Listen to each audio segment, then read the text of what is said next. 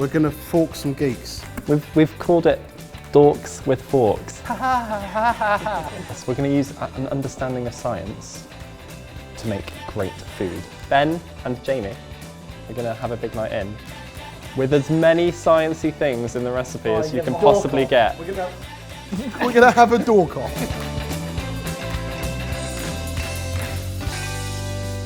Gentlemen, welcome to a big science night in.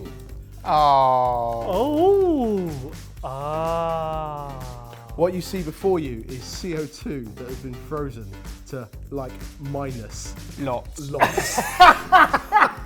I've got a feeling this sets the tone for this entire episode. But what we have done is chosen a dish that should showcase as much science in cooking as possible. So we have in front of us a baked Alaska with a matcha sponge and a sesame ice cream with Italian meringue. There are so many shuns in this. You're going to be shunning all over the place when we finish. I have to say, immediate thoughts, it looks phenomenal. It looks really good, and you've Hestoned it up with the dry ice, very nice. So we've impressed you so far with solid CO2. And now, do you want to do some drinks? Let's do some drinks. So first up, we have Ben's beer from earlier in the week. On Tuesday, you're welcome to a glass of that. Got some ice in your beer. Ben, what's happening here? Idiot! Is now a good time to explain it's not food grade. So Is it not? that is a chemical reaction. Luckily, it's not the only drink on offer. Like all good science experiments, it could take a while to set up.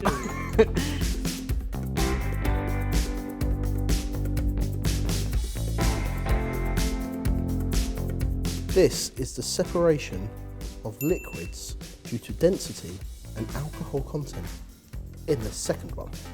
Whoa! Got a little bit excited there. I mean, I was really looking forward to Science Week and I got paired up with him. That's enough science in that one. This is a coffee liqueur with an Irish cream liqueur. So the beauty here is you have three distinct layers. The ice cream, the sponge, and the meringue. Should we start with the ice cream? Our ice cream is delicious and it's also our cheats method. It's made by taking double cream and whipping it up to soft peaks and then folding in the sweetener, which is condensed milk, and the flavour, which comes in the form of two types of sesame. We've got tahini, which is like a white sesame paste, and black sesame seeds, which we've ground up to like a grey dust. Forget all of that. What you said about whisking it up. Aeration. What's aeration, Jamie? Aeration is where you add air into a liquid, which is usually a lipid, and we're going to do that to the cream, which is going to add air bubbles, which is going to increase the volume, which is going to give us a lighter texture. Sesame seed ice cream. Well, yeah. I love that. I think that's amazing. That works. So what we did was we folded in all of those flavours, the sesame, and then we transferred it into a small bowl lined with cling film, because that's what's given us the dome. Then we froze it, didn't we? So, bring it down to below 0 degrees Celsius. Oh, is this it? I can't get enough of that.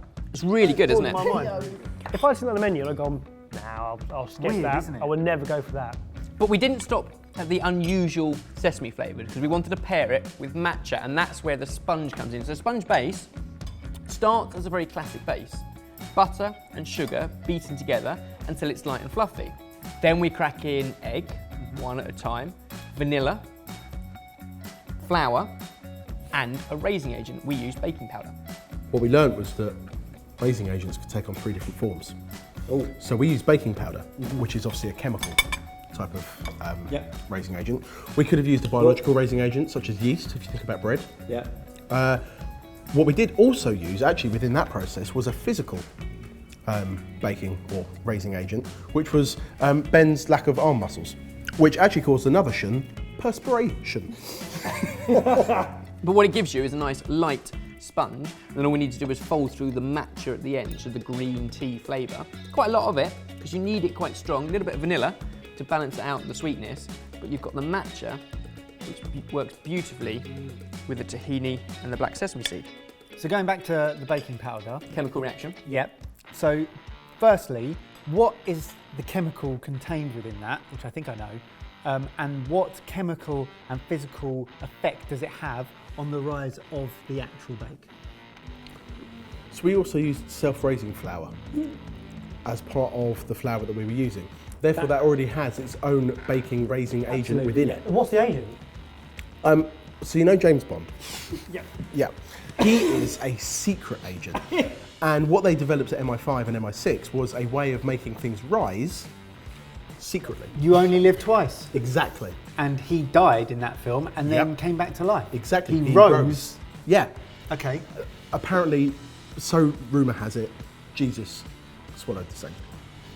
Well, after James Bond. So James Bond No, came Jesus first. invented it. Jesus invented it. James Bond picked it up. Yep.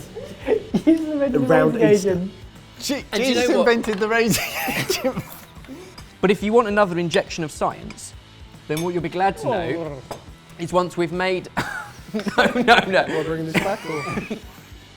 Is that once we've made our matcha cake batter, we put it into a lined baking tin, into an oven 180 degrees Celsius for about 25 minutes to get the rise, and on the base of your sponge you'll see a slight bit of coloration, Coloration. which is, teeing you up. Yep. A bit brown. Yeah. No, I think he's asking you, James. Yeah, no, I know, I'm getting there. Dextrinization, Okay. which is the browning of starchy stuff. The interesting thing about understanding the science, in fact the purpose of science, is to explain the physical things that go on around us. Yeah. Right, so let me just tell you something that I overheard during the week, right? Please. So basically, Katie, who organises all of these shoots and makes sure that we turn up and everything's well planned, I heard Katie turn to Jay and say, have you brushed up on all your science? Because you're being judged on that, remember, for Big Night In. And Jamie said, and I believe this is verbatim, on his laptop, no, I'm doing real work. And then carried on.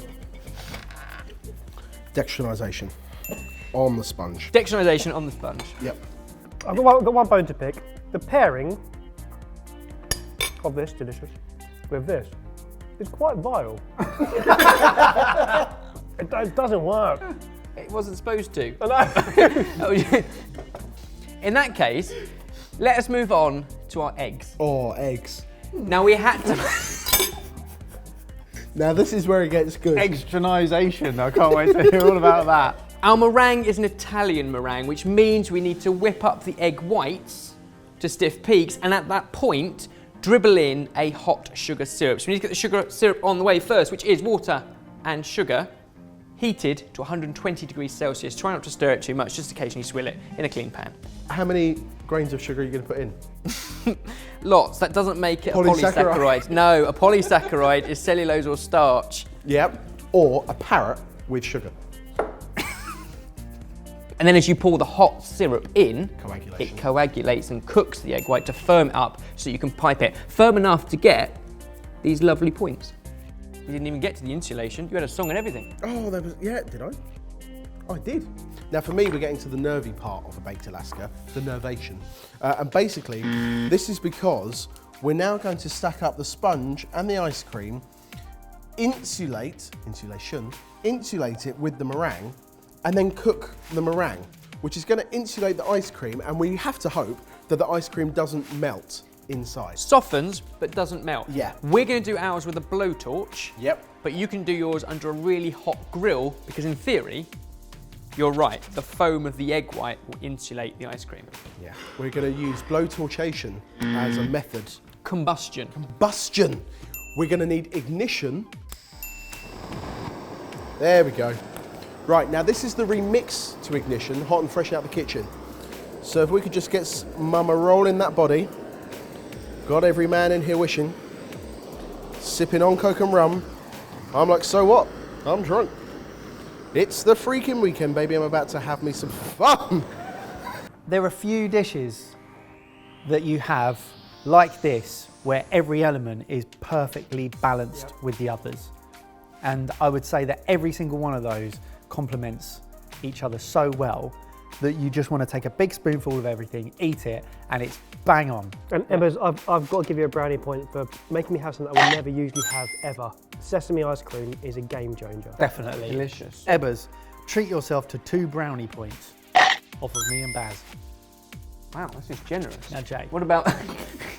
The criteria was that Jay was going to get judged on knowing the science behind it. And I felt like Jamie knows what aeration is. It happened 3 times.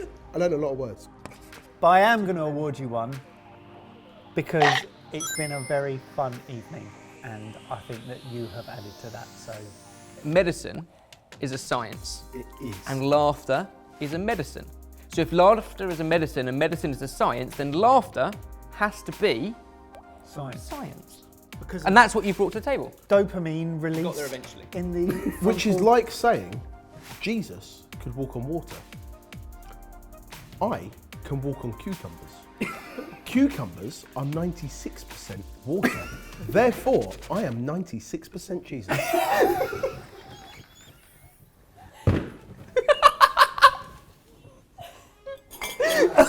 If that's not science, I don't know what is. Ask a question Oh, because I right. can't take this anymore. Okay, this is a question from Lara. Okay, picture this. It's a zombie apocalypse. Who gets eaten first and who survives until the end?